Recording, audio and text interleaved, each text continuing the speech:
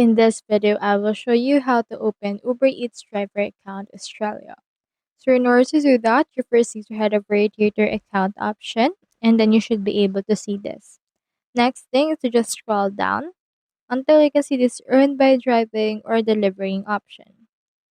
Now, once you have done that, it will log you in alternatively, or you can also see in here a new window that will open on your browser. So if you're already logged in, you should be able to see this page right here. But if you're not logged in yet, just head over and then log in. Now, if you're on Australia, just click on this flag option right here and then just find Australia on this list.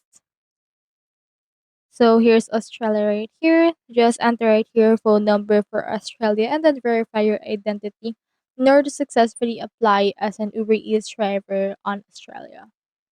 So that's all there is today, and I hope this video helped you out.